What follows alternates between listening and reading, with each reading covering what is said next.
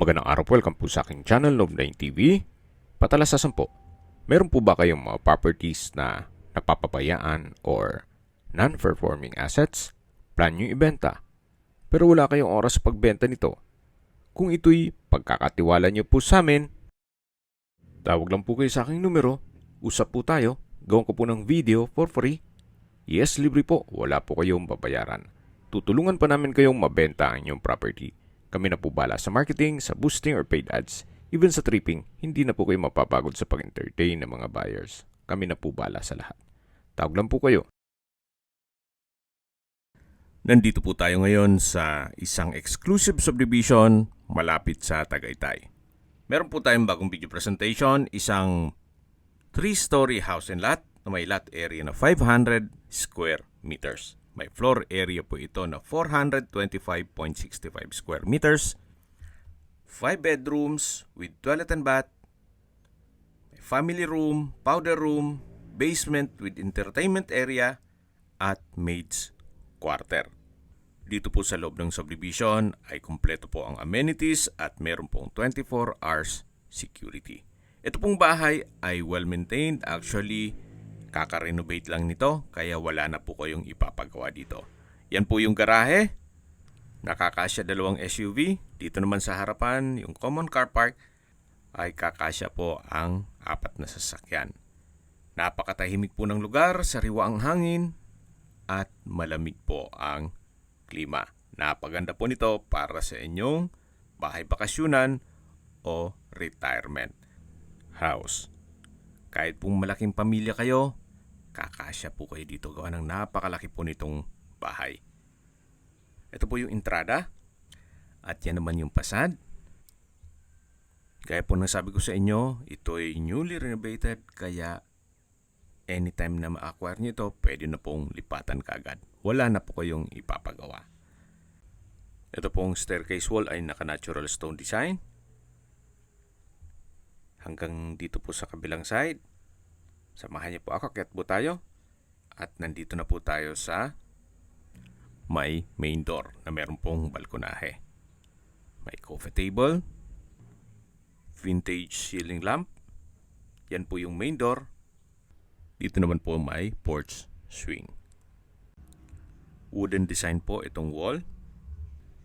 Pasok na po tayo. Ito po yung living area o salas. Then meron pong malaking sliding window glass. Open concept lang po ito mula living area hanggang dining area. Kaya maliwalas. Ito po yung dining area. Wala pong nabanggit kung kasama po itong round table na dining set. Then dito naman sa dulo ay may sliding glass door papunta dito sa open lanay. Hanggang sa dulo po may setback. Naka-natural stone din po itong riprap or fence na rin. Then yan naman po yung paikot papunta dun sa harapan ng bahay. Balik po ulit tayo dito sa loob. Dito po sa dining area ay naka-double high ceiling. Mula po dito matatanaw natin yung living area at yung main door. Yan po yung hagdan. Mamaya akyat tayo dyan. At check po muna natin itong formal kitchen. May kitchen countertop, kitchen drawer and cabinet, stainless sink with faucet, wall-mounted kitchen cabinet, at meron pong kitchen window. Yan po yung pantry. At may ilang steps ng stair dito.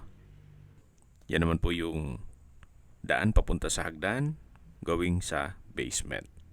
At yan po ulit yung living area at main door. Yan na po tayo galing kanina at yan po naman yung dining area. Lipat na po tayo dito sa kabilang side kung saan dito naman po yung unang kwarto o first bedroom na kung meron man po kayong PWD or senior citizen sa pamilya, itong kwarto na to ang para sa kanila. Meron pong from floor to ceiling na wardrobe. Wooden design ng tile flooring. Malaki naman ang espasyo. May window type aircon. May mga outlet na rin po. At may sliding windows with blinds. May pin lamp, center lamp. At may sariling toilet and bath. Check po natin. Naka-wooden door, tile bathroom wall, may hand wash basin, vanity mirror, water closet with bidet, then may shower curtain, at shower. Tunghayan niyo po ulit itong pinakaunang kwarto na kung saan malaki naman ang espasyo nito. Then meron din pong wardrobe at sariling toilet and bath. Solid wood door. At paglabas nyo naman dito sa unang kwarto ay yung main door, then yung living area, at yung access papunta sa kusina. At dito naman po sa kabilang side ay yung second bedroom na pwede nyo po itong gawing guest room. May ceiling fan, may window type aircon, customized glass window with blinds, at wooden design itong tile flooring. Meron din po itong sariling toilet and bath na naka solid wood door, hand wash basin, tissue holder, water closet with bidet, shower, vanity mirror, tile bathroom wall, at may bathroom window. So, kompleto din po yan. Ito po yung banyo ng second room na kung saan meron din pong wardrobe at hindi naman ganun kalakihan itong kwarto na to compare dun sa una. Naka solid wood door din po yan. Balik po ulit tayo dito sa living area. At yan po ulit yung dining area, then yung access door papunta sa open lanai. Dito po sa ilalim ay pwede pong lagyan ng understair storage.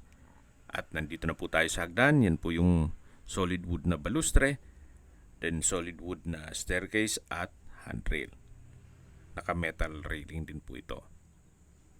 Samahan niyo po ako. Akyat po tayo.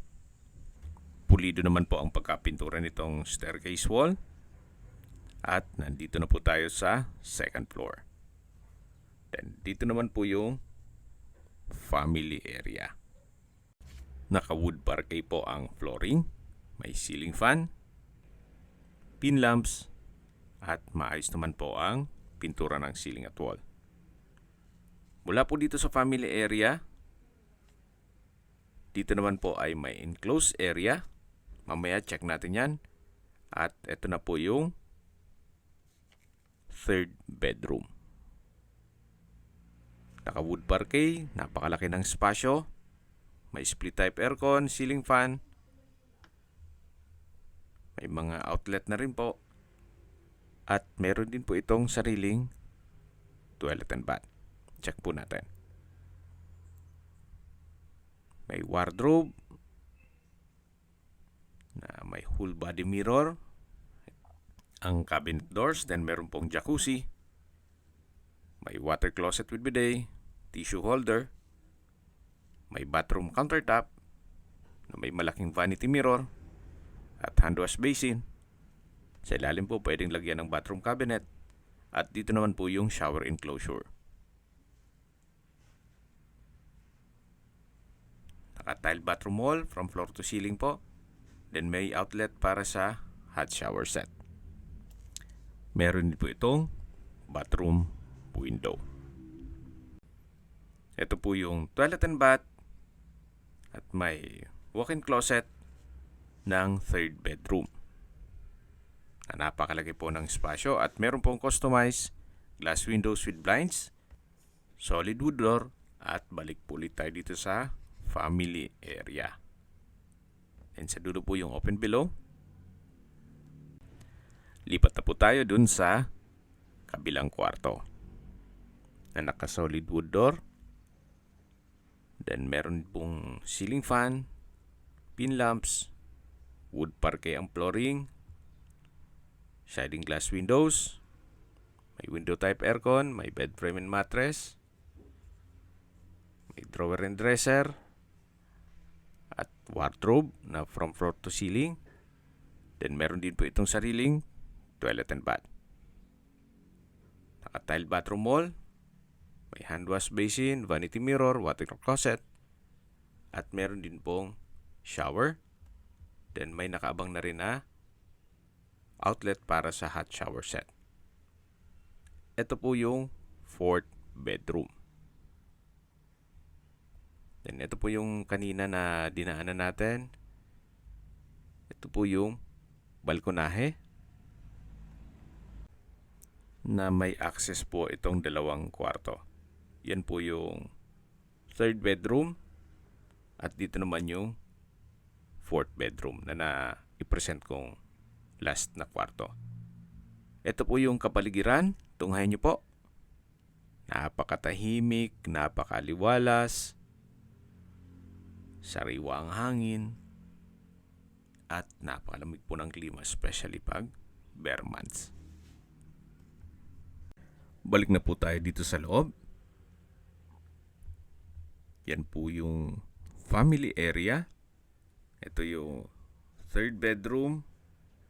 Then sa kabilang side yung fourth bedroom na na-present ko na sa inyo. At bababa na po tayo. Yan po yung open below. Meron pong glass walls and window na nag-serve sa natural sunlight. At dito naman po yung dining area. Bababa na tayo. Yan yung staircase wall. Pulido naman po ang pagkapintura. Samahan niyo po ako at papaba na tayo.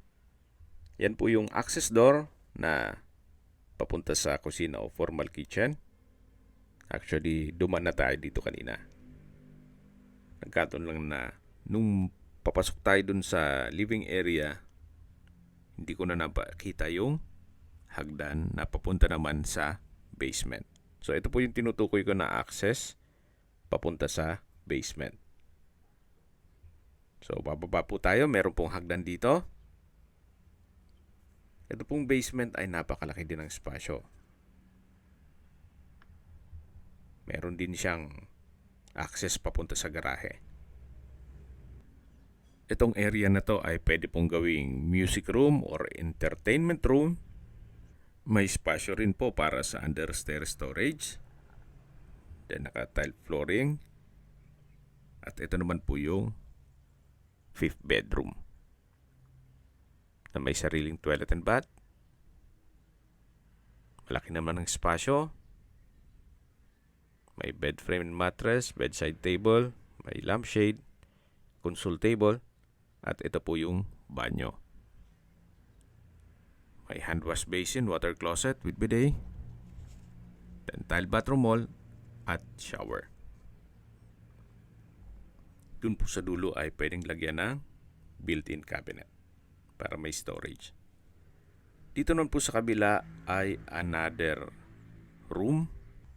Pwede gawing office kung may work from home kayo or stock room. Actually, pwede pa rin po itong gawing another room. Kaya possible pong maging 6 bedroom. Kasi yung nabanggit ko kanina is 5 bedrooms lang yan. Then ito po yung access door papunta sa garahe. Ito po yung driveway. Then dito naman po yung service area. Hanggang dito po sa likod ay naka-wooden design itong pintura ng wall. Then check po natin itong service area, may countertop. At yan po yung maid's quarter. Naka-polycarbonate roofing. Hindi lang po natin ma-check gawa ng hindi available yung susi. At habang naglilibot po tayo, pag-usapan natin ang distance, location at travel time. Mula po sa Twin Lakes, ang distance is 6.4 kilometers at ang travel time is 12 minutes. Mula naman po sa Mendez Crossing, ang distance is 12.8 kilometers at ang travel time is 20 minutes. Mula naman po sa Tagaytay Rotonda, ang distance is 29 kilometers at ang travel time is 35 minutes. Kompleto na po doon gaya ng public market, groceries, convenience store, remittance center, banks, church, schools at hospital. Yan po yung lagi kong binabanggit sa inyo na dapat nyo i-consider sa paghanap ng property, yung meron pong malapit na hospital. Hindi ko naman po sinasabing sakitin kayo. Yan naman po for emergency purpose lang naman. At mula naman po sa Manila o sa airport, ang distance is 76.3 kilometers at ang travel time is 2 hours and 23 minutes. Okay, sa presyo na po tayo. Binebenta po ito ni owner sa halagang 25 million pesos net. Ibig mong sabihin, si buyer na po ang sasagot sa lahat ng taxes at expenses with regard to documentation. Yan po yung likod ng bahay. Naka-wooden design din po ang pintura ng wall.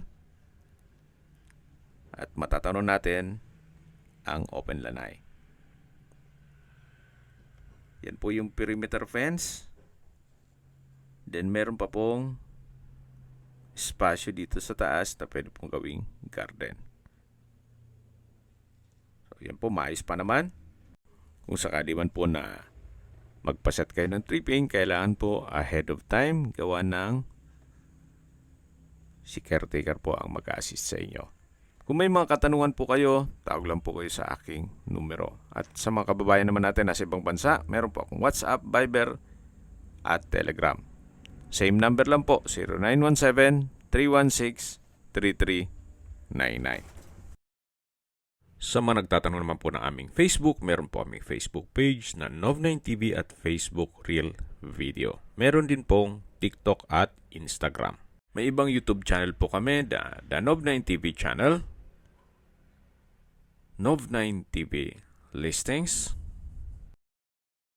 Nov9TV On The Spot, Nov9TV Updates, at Nov9TV House Rental. Sana po naibigyan nyo ang video presentation. Paki-like and subscribe na lang po sa aking channel para ma-update din po kayo sa aking future listings. Kung sakali po hanap nyo yung mas malaking sukat ng lupa, meron din po kami ibang listings na pwede nyong pagpilian. Huwag po kayong mag-atubiling tumawag sa amin. Then, let us know your budget para malaman namin kung anong property pwede naming ilog sa inyo. Sa lahat pong viewers, subscriber at nagtiwala po sa amin, salamat po sa suporta. Ingat po kayo lagi at yung pamilya. Maraming salamat po.